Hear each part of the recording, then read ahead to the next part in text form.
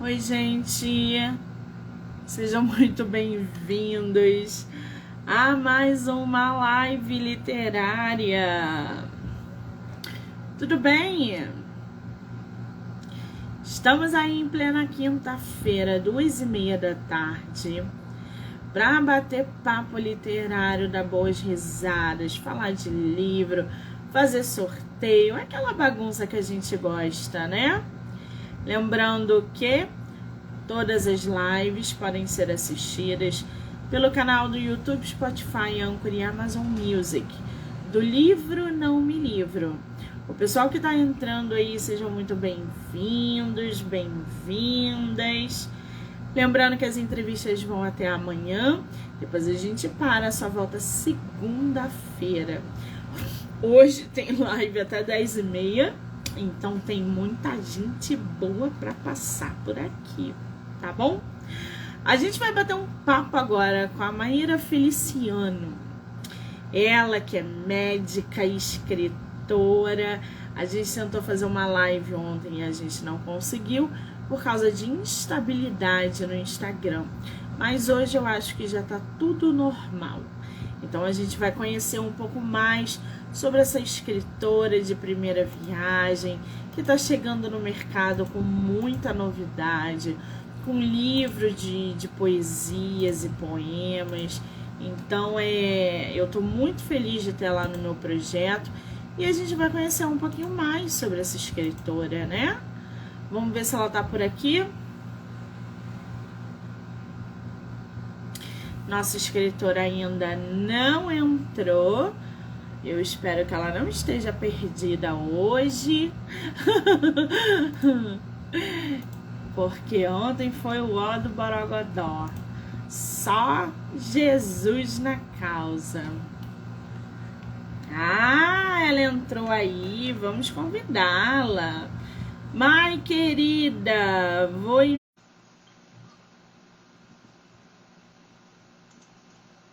Só aceitar.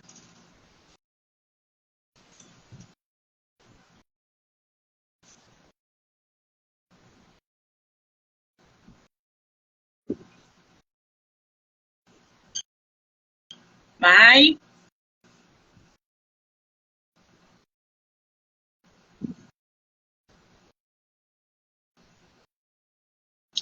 Ai, gente, não é possível.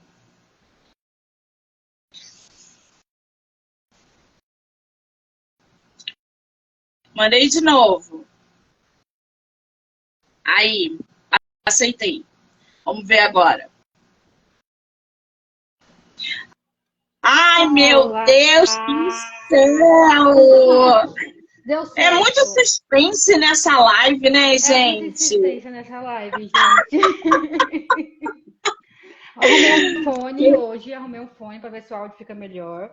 É um fone Ah, tá discreto? É um fone ótimo. discreto. Tô me sentindo uma gamer? Tô me sentindo uma gamer. Tá linda, querida. Seja bem-vinda de volta ao meu Obrigada, projeto. obrigada. A gente tomou uma surra, né? Mas que bom que deu tudo certo. O celular tá carregado hoje? Tá carregado hoje. Muito Essas bem. peripécias da vida moderna. Não se preocupe, é assim mesmo. O pessoal que está entrando aí, sejam muito bem-vindos. Estou vendo que uma galera está chegando.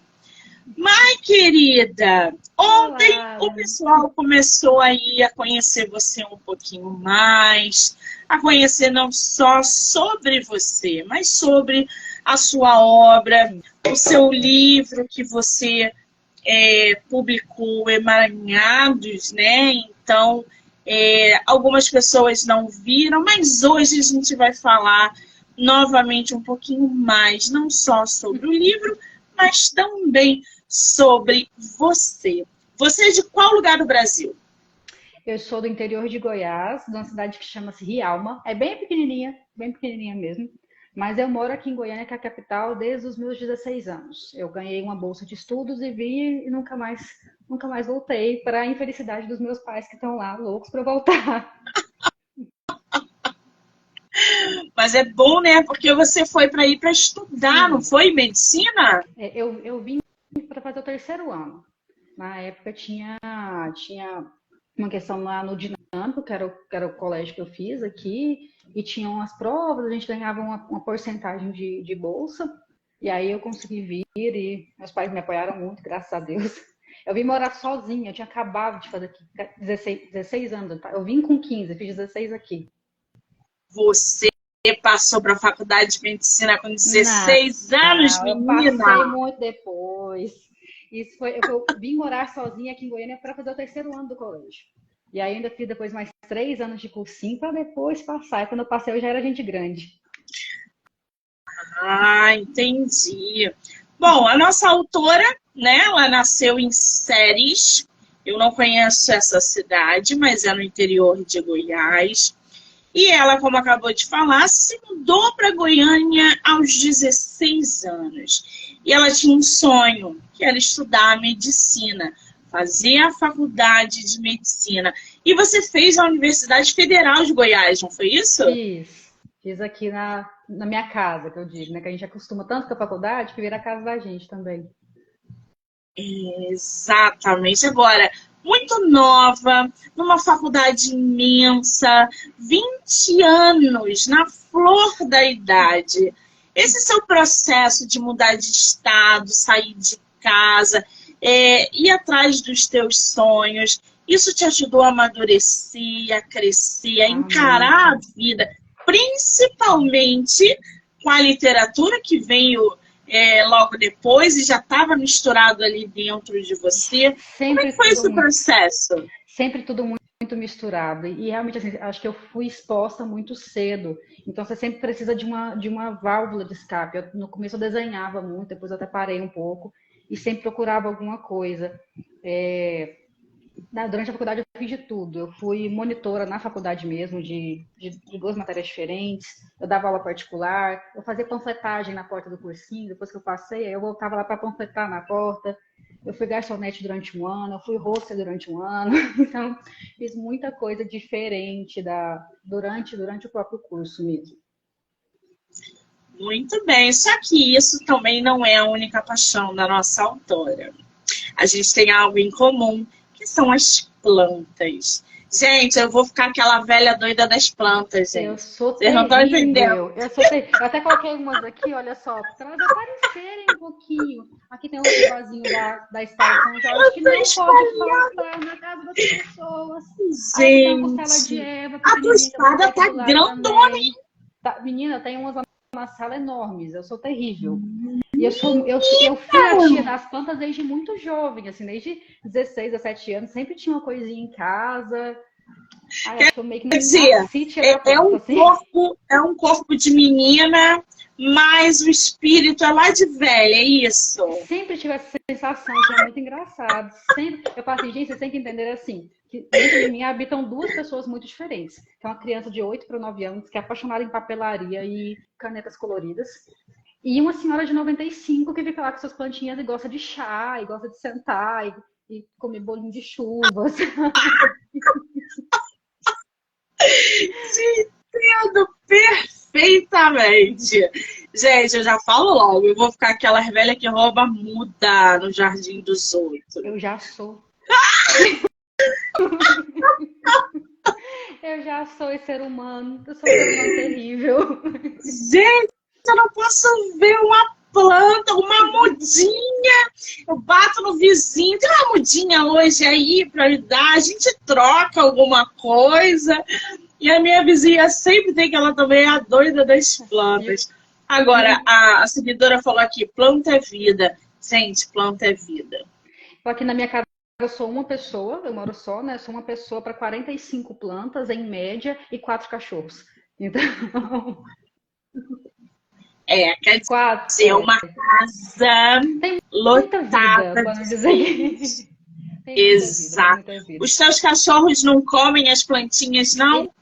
Eles estão mais velhos, eles todos foram de resgate. Eu tenho a Rubi, que é uma mocinha que tem 7 anos já, 40 quilos.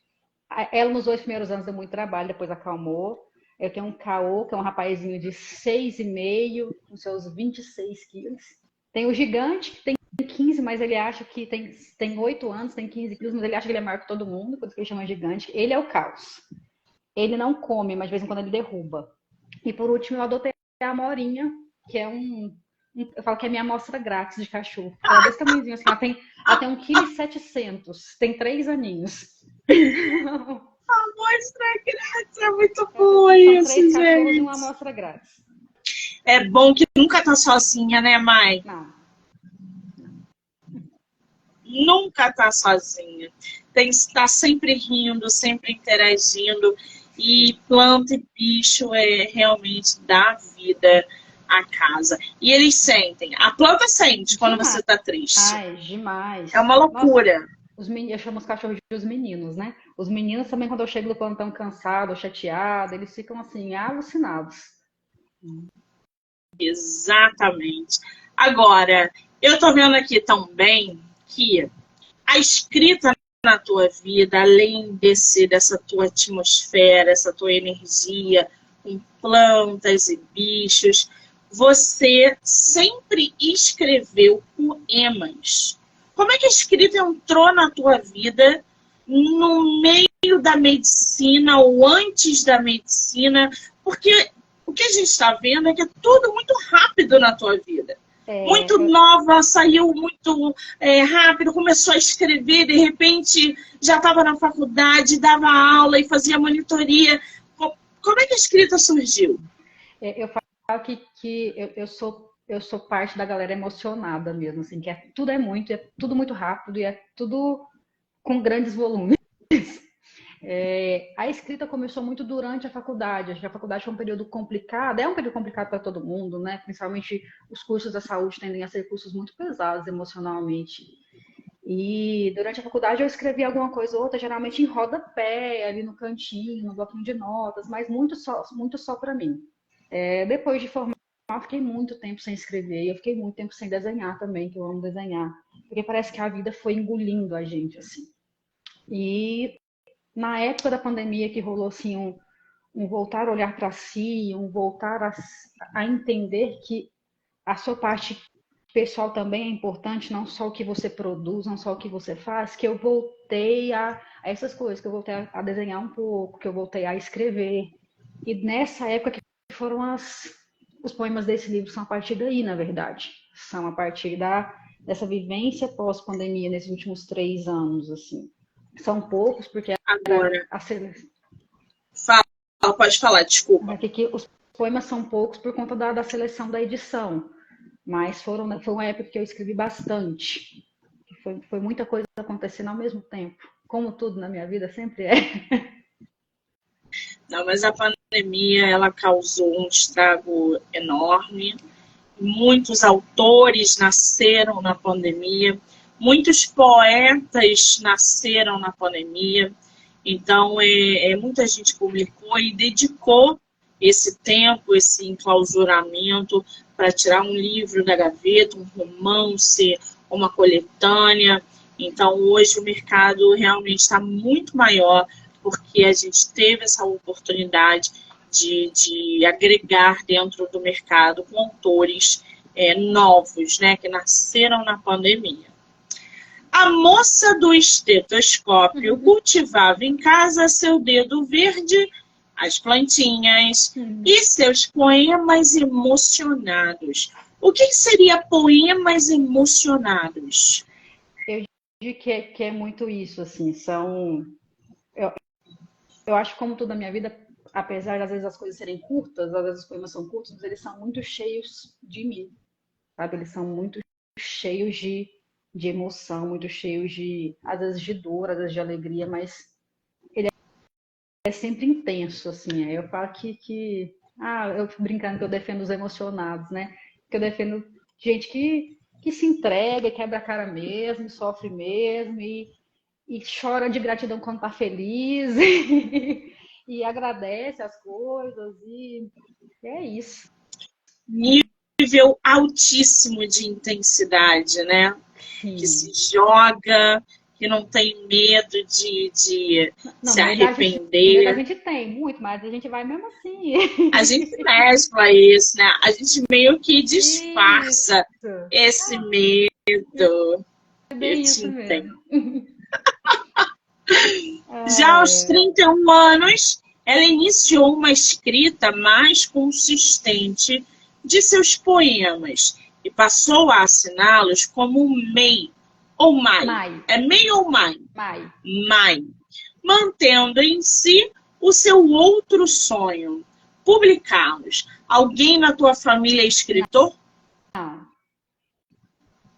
Agora, já depois de um tempo atrás, a minha irmã é advogada, publicou um livro em relação ao direito, assim, mas bem no nicho, bem específico mesmo. Eu não sei mexer com esse negócio de filtro, eu coloquei um aqui que ficou horroroso. Vou tirar. Deixar sem. Pronto, bem melhor. Ai, ai. Dois acontecimentos deixaram a vida da escritora em suspenso. A pandemia da Covid-19. Você já trabalhava na Covid, ou Já. Mai? Eu já trabalhava na UTI, né? Eu trabalho em UTI, esse é o sétimo ou oitavo ano, acho que é o sétimo ano que eu trabalho em terapia intensiva. E aí eu falo que o Covid chegou na UTI com tudo, né? A sensação que tinha é que a gente levou os dois pés no peito, assim, e caiu para trás e não sabia levantar. Ficava que nem aquelas baratinhas, assim, tentando se virar e tentando se mexer. Então, todo mundo em geral, né, passou por muita coisa na pandemia, todo mundo da área da saúde passou por muita coisa, mas a galera da UTI sofreu demais. Era uma Eu sensação de imagino. impotência muito grande. Aí, Eu pra gente imagino. emocionado, tem essa situação. Você se contaminou? Sim, eu me contaminei ainda no primeiro ano de pandemia, que a gente não tinha vacina ainda, né? E foi uma época que eu lembro que todo mundo contaminou. E aí era uma situação muito desesperadora, porque a gente via os colegas caindo um depois do outro, o colega internando com a gente. E aí passou-se aquele momento de que eu trato só do paciente que eu não conheço, eu comecei a tratar gente que eu conhecia, comecei a ficar, eu fiquei doente também, estive no hospital que eu trabalhava enquanto isso. Foi intenso. Toda vez que eu encontro uma médica ou um médico, um enfermeiro, técnico, pessoas que estavam na linha de frente no auge da pandemia, eu agradeço. Eu fui contaminada e eu quase morri. E as pessoas cuidaram de mim sem o mínimo medo, mesmo com medo, mas sem medo, para salvar a minha vida. Então você era uma delas, mesmo que a gente não tenha se Oh, conhecido. meu Obrigada, Deus. tá? Eu que te agradeço por compartilhar, porque esses compartilhamentos fazem tanta coisa fazer sentido pra gente que tá lá. Exatamente. E quem adoeceu sabe também o perrengue que foi. Sim. Eu tive 65% do pulmão tomado. Então, assim, as pessoas, quem eu via quando eu acordava eram os médicos, os A enfermeiros, os rotina era técnicos que me completamente davam diferente, né? banho. A rotina muda de uma hora para outra, assim. Eu falo que é como se fosse um filme, né? Que de repente você tá em outro universo e é um looping, porque os dias dentro da UTI se parecem muito, né? Então foi muito difícil para quem estava trabalhando, mas para quem estava internado, nossa, vocês são guerreiros assim, fenomenais. E foi realmente uma balança incrível, porque são médicos que estavam na linha de frente, vocês, toda a equipe de um hospital, lutando. No dia que eu fui internada, 3 pessoas morreram do meu lado. A gente E tem eu que ter via os muito sangue. profissionais lutando. Como a gente chorou, como a gente chorava, que ia para sair do salão, a gente chama salão, né? Ia pro quarto, você chora, chora, chora, respira fundo e volta e vai. E Exa exatamente. Bom, é, na qual atuou como médica intensivista na linha de frente. E o outro acontecimento foi a perda gestacional de sua primeira filha, a Aurora, durante esse mesmo período. Não vamos falar sobre isso, tá? Não, Não mas quero ver você hoje eu já tô, hoje em dia eu tenho até a minha passarinho, que eu digo aqui que é a Aurora com a data que ela partiu. Hoje eu já consigo falar disso de uma maneira bem melhor, já trabalhei muito mais esse assunto e eu tive Covid, eu tive a perda gestacional com o Covid, né? Então foi tudo muito junto e misturado, né? E eu brinco que tem muitos poemas desse livro que são para Aurora. Acho que dessa fase toda foi os que eu mais selecionei. E eles me ajudaram muito a trabalhar isso. Muito. Eu até brinco, quando você pegar o livro, se tiver um poema assim sobre alguém que foi embora, e você achasse, nossa, por que essa pessoa abandonou essa menina? Não era um moço, não, sabe? Era essa partida aí que eu usei muito a palavra para trabalhar e construir dentro de mim, eu acho que de nenhum entendimento, mas uma aceitação mesmo. Sim. Você em algum momento pretende, por exemplo, escrever um livro sobre a pandemia? Quando eu estava na pandemia, eu tinha até um título, ia chamar Histórias de Pandemia. Porque eu via tantas histórias e eu ficava assim, gente, eu preciso escrever isso que aconteceu hoje, eu preciso escrever, eu preciso dar lugar para essas pessoas que estiveram aqui passando por isso. Só que a gente estava extremamente cansado. E eu queria, e dessa vez eu queria fazer sem ser poemas mesmo, eu queria escrever as crônicas das histórias vividas lá dentro. Só que o cansaço era tão imenso, que a poesia saía de maneira mais fácil. E eram tantas histórias que uma atropelava a outra, eu já não conseguia mais lembrar. Aí eu lembro assim, que depois que passou, eu falei assim, eu devia ter escrito essas histórias. Se eu trabalhar elas na memória, talvez eu ainda as escreva. Ainda dá tempo, ainda dá para fazer, tá cheio de livros sobre a pandemia. Aliás, daqui a 20, 30, 40 anos, as pessoas vão conhecer a pandemia através das nossas histórias. De quem vivenciou, de quem estava na linha de frente, de quem foi contaminado. Então escreva, porque as gerações lá no futuro vão precisar conhecer o que foi a pandemia da Covid-19 pelos olhos de médicos e pacientes. Então não desiste não, trabalha mais um pouquinho essa ideia para você botar no papel. Esses dois fatos marcaram muito a escrita da autora e podem ser observados em alguns de seus poemas. Você está com o teu livro físico aí? Estou aqui do ladinho, meu gente. momento. Emaranhado. Lê pra gente um poema, mãe? Eu vou ler um que foi inclusive dessa fase, foi inclusive para uma paciente muito querida que eu tive foram vários pacientes muito queridos, né? Mas essa eu consegui canalizar no papel. Então, eu vou ler ele.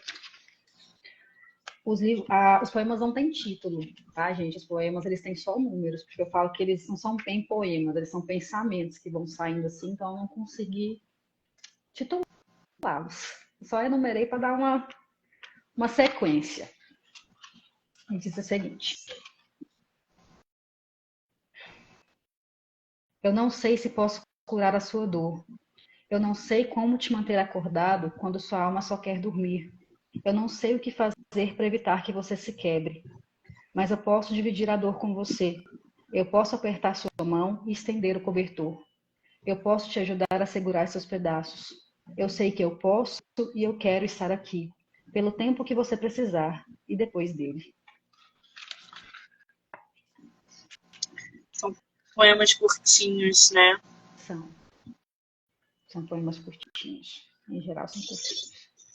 Agora, aos 34 anos, já acalmadas as feridas, por mais que ainda abertas, ela compila seu primeiro livro, ou livreto, entre aspas, como ela diz, com uma seleção de poemas construídos no caminho. Emaranhado é um livro de fases de sua construção como poetisa. Você dividiu esse livro, por exemplo, em poemas que são voltados só para a Covid, para a Aurora, para o seu amadurecimento. Você teve essa divisão no livro ou eles vieram aleatoriamente e você foi incrementando? Eles seguem um fluxo meio cronológico, mas eu não cheguei a dividir eles por fases. Mas ele tem um. Eu percebo depois que eu li, eu organizei tudo, eu percebo que ele tem um começo ali de uma era um pouquinho pré-pandemia, alguns poemas, aquele momento de se achar tudo bem, tudo lindo, aí as coisas começam a complicar, e vem pandemia, e vem aurora, e vem outros acontecimentos importantes que tiveram na vida, e conhecimento de novas pessoas, e fim de novas pessoas também. Muitas coisas acontecendo. Eu falo que esses últimos 3 anos eu vivi mais do que nos primeiros 30 quase. E olha que eu já tinha vivido muita coisa. Mas, mas eu falo que Acontece. eu tinha até essa sensação. Eu falo assim, gente, parece que nos últimos 3 anos eu envelheci mais do que nos meus últimos 10. Nos últimos 3 eu envelheci mais do que nos últimos 10. Mas acho que faz parte também de tudo que aconteceu. Sim. Agora, esse teu livro você publicou agora em 2023, não foi ou Sim, não? foi. Eu encaminhei eles para a seleção, que foi uma seleção da editora para novos autores. Encaminhei eles em dezembro do ano passado, mas aí esse ano que eu tive a resposta, esse ano que ele realmente saiu, esse mês que ele foi impresso realmente. Ele é independente ou Ele você é fez por pela. editora? Eu fiz por editora. Eu fiz pela Caravana. Pela Caravana. É uma editora que está no mercado que eu gosto muito. Tenho visto trabalhos bem legais da Caravana. Aliás, é uma editora que promove, inclusive, antologias, coletâneas. Sim, Eles, né, eles eles têm têm um um incentivo a trabalho. novos autores. Aí, uma vez por ano, eles abrem uma chamada para novos autores e você manda sua obra e faz a seleção, o que é muito bacana, porque como é muito difícil publicar no Brasil, tudo é muito, os custos são muito elevados, né? Então, eles te adotam, assim, por assim dizer. Eles fazem toda a parte da produção, uma vez aprovada no processo, que eles abrem, se eu não me engano, uma vez por ano.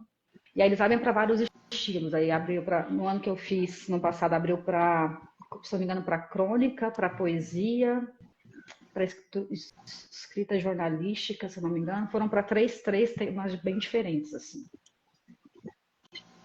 Ah, muito bem.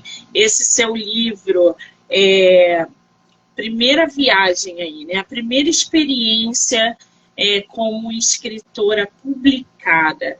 Você pretende fazer uma continuação desse emaranhado? Ele vai terminar por aí.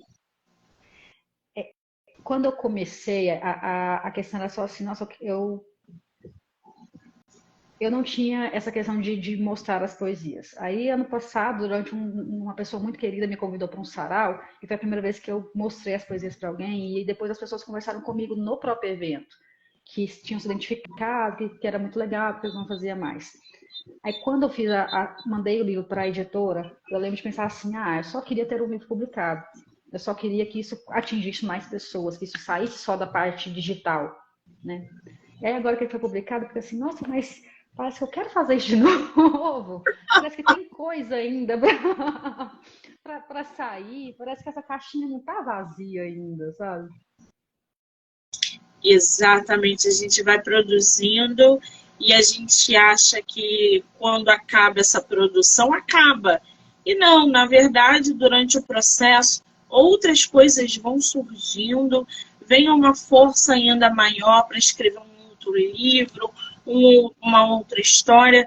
Daqui a pouco você está escrevendo um romance, já pensou? Gente. Já parou para pensar para escrever um romance? Você tem planos para escrever um Eu, romance, uma ficção ou não? eu já parei para pensar muito no romance. Já parei para pensar muito no romance, mas eu acho que eu tenho que crescer muito como ser humano ainda até chegar nessa fase. Muito bem. Você é leitora, né? O Sou. que você está lendo agora? Deixa eu pensar o último que eu li. O último que eu li, na verdade, eu reli, que foi o Alice no País das Maravilhas, que para mim é um dos meus livros que marcaram muito a minha a minha história, que eu me apaixonei por esse livro quando eu vim morar sozinha. E aí eu li agora ele depois de adulta já, né? Porque eu tinha 17 anos. Eu li ele há 2 meses atrás. Terminei ele há um mês. E aí eu fiquei, gente, mas nunca foi uma história para criança, nunca foi uma história para adolescente. E é um livro que eu sou completamente apaixonada. Inclusive, na minha formatura, no convite da formatura, no meu pessoal, tinha citações de Alice. Que lindo. Quem nunca leu Alice, gente, experimente. É uma delícia. Ensina muita, como todos os outros contos de fada, entre aspas, que a gente acha que é para criança e, na verdade, não é para criança. Os diálogos deles são imensos, né?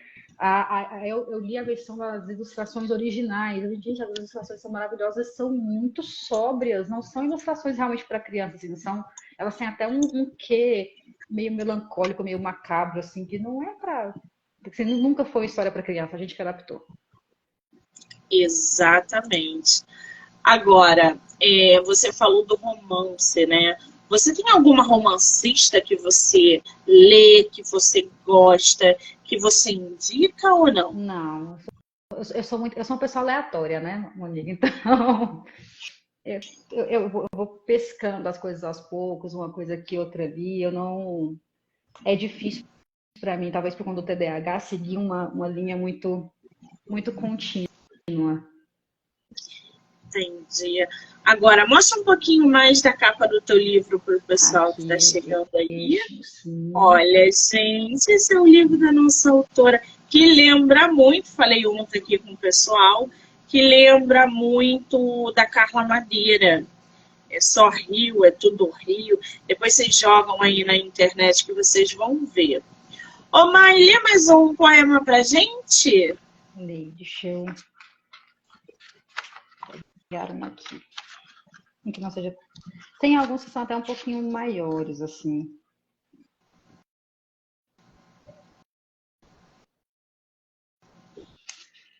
Tem um que é da fase da Aurora. Vou começar. Eu sei que você não vem, então por que ainda te espero? Olho para a porta todos os dias pela manhã, na esperança de te ver entrar. Eu falei que te deixava ir, então por que ainda te espero? Meu rosto fica trêmulo quando penso no seu nome. Os olhos marejam sem que eu consiga disfarçar. Eu disse a você que estava tudo bem, então por que eu ainda te espero? Meu peito aperta, sobe até a garganta e fica lá, preso, sem saber como sair. Eu não estou brava com você, não conseguiria ficar, mas eu simplesmente não consigo pensar como seria se você estivesse aqui. Foram muitas fases, Bom, Emaranhado não é um livro de poemas, como diz a nossa autora. Nem propriamente é um livro. É um livreto. É um amontoado. Um emaranhado, não de poemas, e sim de pensamentos. Pensamentos como são, não tem forma, não tem métrica. Longe da rima rica e rima pobre.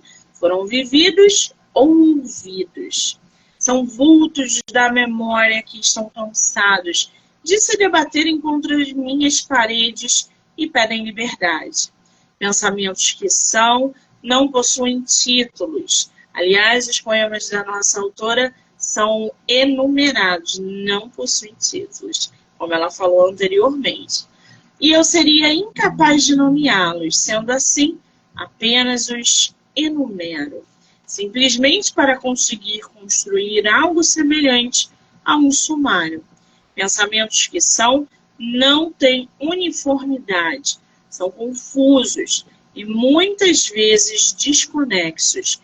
E eu aqui os coloco apenas para que sejam livres de mim. É meu emaranhado.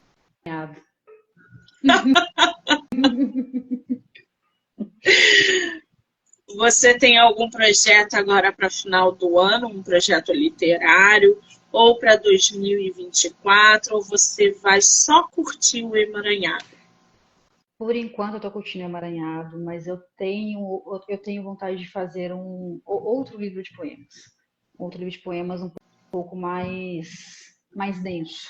Porque o Emaranhado, como ele foi de fases muito difíceis, são poemas pequenos e curtinhos que eu fui construindo ao longo do caminho, até porque foram momentos extremamente cansados. Aí, na hora que eu estava no auge daquela vivência, eu sentava e escrevia alguma coisa para eu falar assim, realmente para esse sentimento ser livre de mim.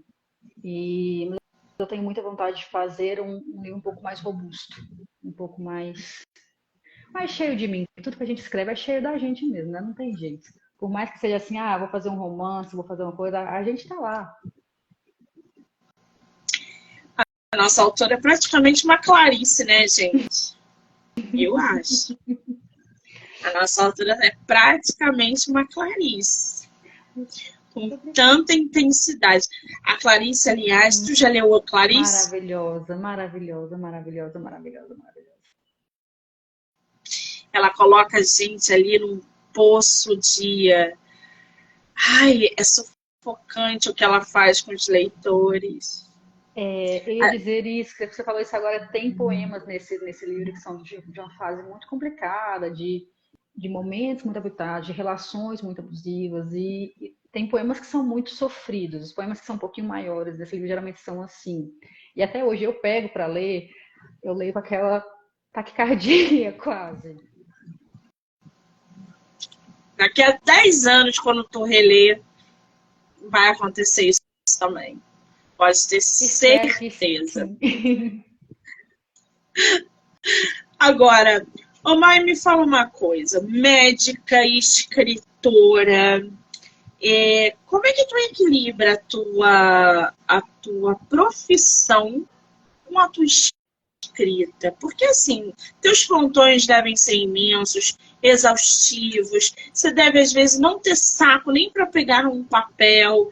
Como é que você equilibra na hora de você colocar para fora as tuas poesias, os teus poemas, produzir um novo livro, por exemplo, e a tua profissão? Eu acho que uma coisa dá suporte para outra. Sabe assim, na minha cabeça, elas não estão muito separadas, elas estão meio que conjuntas. Muitas coisas eu escrevi no bloco de notas durante a pandemia, a maioria dos poemas foram assim. Foi no bloco de notas ali, aquele momento que você senta para comer, que você senta para respirar um pouco. E a maioria é desse jeito mesmo, assim, é vivendo a situação e pegando o celularzinho ali do lado, escrevendo alguma coisa. Depois, às vezes, eu volto, quando eu tenho um tempinho para acalmar, para dar uma revisada, para trabalhar aquela ideia, mas a ideia inicial está sempre ali. Por isso eu falo que uma coisa dá suporte para outra. Talvez eu não conseguisse essa rotina se eu não conseguisse escrever sobre ela. Talvez eu não conseguisse passar por ela do jeito que eu passo, porque eu sei que eu sou muito intensa, inclusive lá. Você é o tipo de pessoa que tem que andar com o caderninho na Tem, bolsa, no tem, bolso, tem que né? andar. Tem aqueles pequenininhos de andar, não tem que andar. Tem que andar. Não, eu sou Exatamente. terrível. Eu sou aquela pessoa que chega na UTI falando alto, e chamando o paciente pelo nome, e perguntando como é que tá a vida, e abraça, e já sabe a vida inteira, até dos netos da pessoa. Eu sou terrível. Não deixa de ser um material também para uma Não deixa de escrita, ser. né? Não deixa de ser. Nós somos Lidar um material com imenso, pessoas. né? É, Nós somos um material imenso. exatamente. Lidar com pessoas, a gente adquire um material extenso, porque são outras histórias, outros cenários, outras experiências, né? Então, lidar com pessoas é muito bom. Tem seu lado bom, mas também tem seu lado ruim.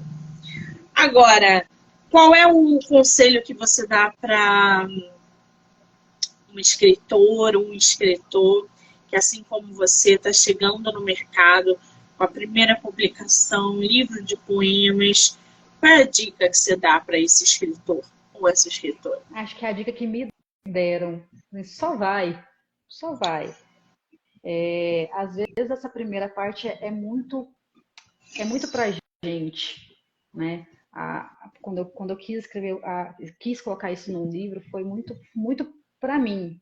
E a partir daí que eu entendi que era para os outros também. A partir daí eu entendi que as pessoas se identificavam com aquilo. E eu tinha muito receio, que eu achava que não eram bons o suficiente, porque a gente tem essa doutrinação na nossa cultura. Acho que é uma cultura muito latina, de que nós não somos o suficientes. Você não é bom o suficiente para mostrar o que você fez. Ah, que legal, mas é um hobby, deixa ela quietinha, ninguém precisa ver.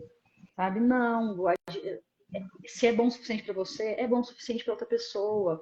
E às vezes eu falo que acho que eu até comentei ontem que meu coração se aqueceu muito quando as meninas que eu sigo, que acompanham leitura também, falam sobre leitores, elas comentaram numa compartilhação que eu fiz no Instagram, dizendo assim, nossa, eu precisava ler isso hoje. Gente, às vezes uma coisa que sai da sua alma para te acalmar, acalma outra pessoa também. Então, só vai. Vai com medo mesmo, mas vai. Exatamente, se joga. Se joga. É basicamente isso. Agora, emaranhado, o que você quer que chegue nos seus leitores através de emaranhado? Qual é a mensagem principal ou a maior mensagem que você quer passar através dos teus poemas, das tuas reflexões? O que você quer que os leitores absorvam através de emaranhado? Eu acho que a maior lição foi uma lição para mim, que eu tô aprendendo todos os dias também. Que assim, não tem problema você ser você. Não tem problema você passar pelos problemas, pelas situações do seu jeito. Não tem problema como você enxerga o mundo. Não tem problema em você querer se expressar ou às vezes querer guardar alguma coisa. Mas é aquela coisa de não tem nada de errado com você, tá tudo bem. Sabe? As suas dores são dores de outras pessoas, que você passa por outras pessoas. Você não tem que se envergonhar de ser você. É uma mensagem importante, né? Ainda mais nos dias de hoje, onde a gente está muito preocupado com o que os outros pensam sobre o que os outros pensam sobre a gente. Na verdade, a gente se sabota e se coloca em segundo lugar em prol do que os outros pensam ou vão falar. A construção dessa modernidade é muito maluca, né? E realmente, assim, é tudo muito pesado, isso tem muitas repercussões, né? Nos últimos anos da pandemia para cá, eu perdi muitos colegas de profissão com autoextermínio, isso tudo que é muito pesado. E acho que tem todo mundo essa construção, todo mundo tentando entender o seu lugar no mundo e às vezes achando que não tem lugar no mundo, mas tem. Mas entender isso é um processo doloroso, não é fácil. Exatamente. Agora, eu tô vendo aqui no teu livro, eu acho que é uma das orelhas. Quem é o Leonardo Costa Neto? Ele fez a tua sinopse, é isso? Sim, ele fez a sinopse. O Leonardo é o editor da caravana com quem eu tive o contato. Então foi ele a primeira pessoa para quem eu mandei o material, até para a seleção, e depois foi ele que continuou conversando comigo. E acho que ele fez a sinopse a partir dessas conversas, ele me orientou muito em relação a tudo do livro mesmo. Foi o meu quase que o guia nessa estrada aí desse primeiro livro. É bom, né, quando a gente está com alguém que conhece o mercado, que vai ajudar a gente nessa trajetória, porque publicar livro não é fácil, gente. Principalmente se a publicação for independente. Aí mesmo que ferrou. Agora, Mai, você costuma fazer as coisas com música? A música, ela interfere nos teus poemas, nas tuas reflexões, ou você precisa do silêncio para produzir, seja para molhar a plantinha, produzir os poemas, fazer um relatório? Eu não faço quase nada em silêncio. Eu brinco que às vezes, mesmo se não estiver tocando a música do lado de fora, numa caixinha de som, alguma coisa, tem uma música tocando dentro da minha cabeça. Porque assim, eu falo que minha cabeça funciona como se fosse. Sabe quando você pega o celular e tem, tipo, 10 abas abertas? Em cada aba tá rolando uma história, em cada aba tá rolando um discurso, e por mais que você não esteja nela agora, ela continua ali. Aí eu brinco, até na UTI, eu brinco isso com as meninas. Eu falo assim, gente, às vezes se eu dançar um pouquinho, é que vocês não estão escutando, mas tem música aqui dentro. Então, sempre tem. A música é uma coisa muito, muito presente na minha vida, assim, muito, muito importante em todos esses momentos. Então, mesmo quando eu não coloco lá no som, aqui dentro tá tocando. Toda artística, a nossa doutora. Mas aqui isso faz parte do processo de se entender também, porque às vezes você se sente muito diferente do que é esperado de você, para onde você está, o que você está fazendo.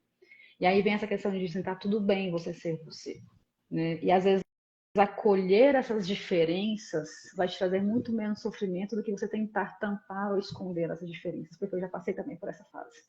E é mais sofrido. Exatamente.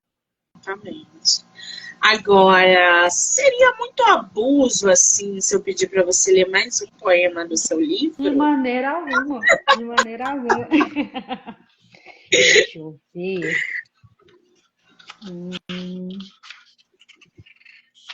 Lembrando, gente, que a entrevista pode ser assistida pelo canal do podcast do Livro Não Me Livro, canal do YouTube, Spotify, Anchor e Amazon Music. Então já corre lá, já se inscreve, porque hoje teve gravação lá na Candelária, para quem é do Rio de Janeiro e não conhece, uma igreja histórica. Foi sensacional. Aproveita e já assistem também.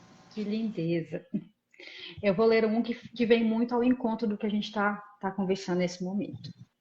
Que para quem tiver o livro depois é o número 22, viu, gente? Ele diz o seguinte: não fica assim. Tudo o que você precisa sempre esteve aí. Basta você se reconhecer. Não fica assim. Deixa a tristeza sair. Você não tem que se desculpar por ser você. Você não tem que se envergonhar por ser você. Não fica assim. Nesse mundo, a lucidez e a tormenta andam de braços dados no carrossel de cada pôr do sol. Não fica assim. Não tem problema se no teu peito batem emoções que poderiam muito bem sustentar a batida de 10 vidas. Se sua alma é um transbordar de sentir, você só é grande demais para corações pequenos.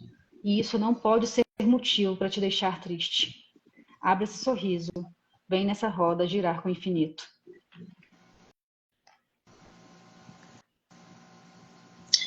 Onde as pessoas podem adquirir emaranhado. Tem físico, que a gente está vendo, mas tem e-book também. Consegue autografado. Como que a gente consegue ter o livro? Hoje tem duas maneiras. Tem pelo site da Caravana. No site da Caravana ele tá à venda para entrega o livro físico. Ainda não tem o e-book, ainda é um sonho o e-book, mas por enquanto só o livro físico. E as pessoas podem entrar em contato comigo pelo Instagram, principalmente as pessoas que forem de Goiânia, que facilita a entrega. Eu consigo entregar autografado, bonitinho. E amanhã, num bar aqui de Goiânia que chama Matuto, que é um bar que eu vou desde a época da faculdade, eles me acolheram lá para fazer um lançamento físico. Então, para quem é de Goiânia, amanhã às 8h30 da noite, eu vou estar lá no Matuto Bar, no Universitário, que é pertinho da minha casa, lá da UFG, no setor universitário, para fazer o lançamento físico. E aí, quem estiver lá, eu vou fazer uma dedicatória com muito carinho.